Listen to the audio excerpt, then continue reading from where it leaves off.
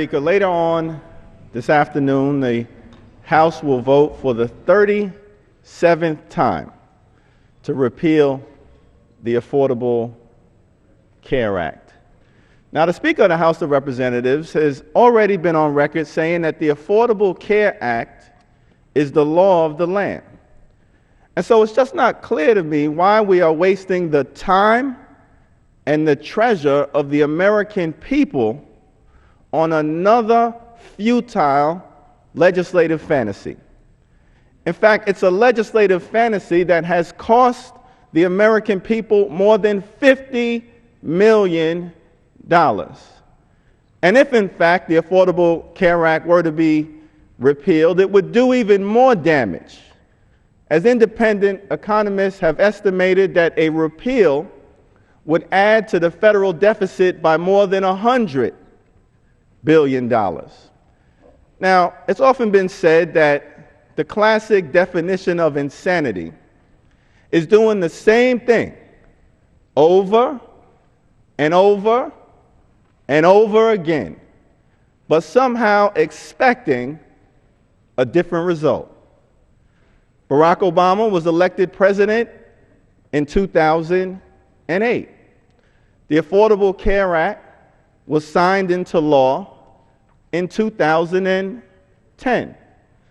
The Supreme Court, with the Chief Justice voting in the majority, held that the Affordable Care Act was constitutional in 2012.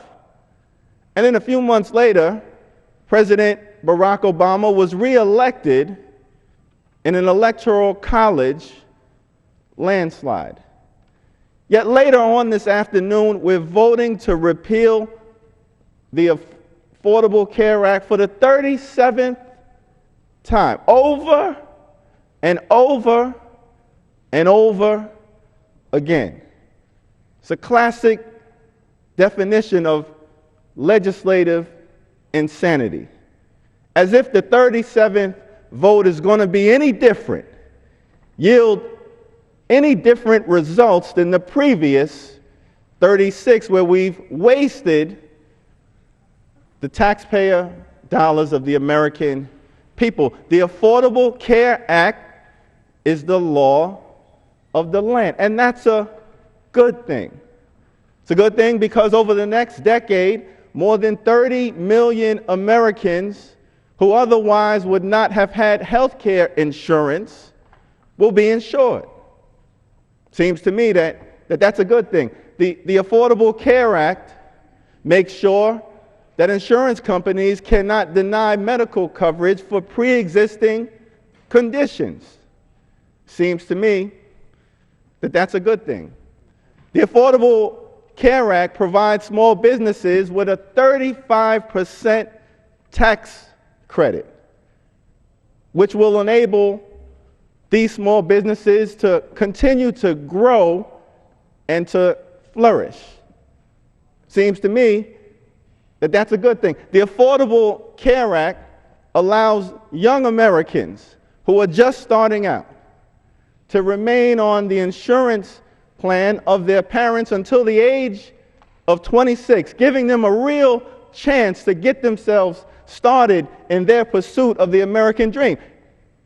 I'm new, but it seems to me that that's a good thing.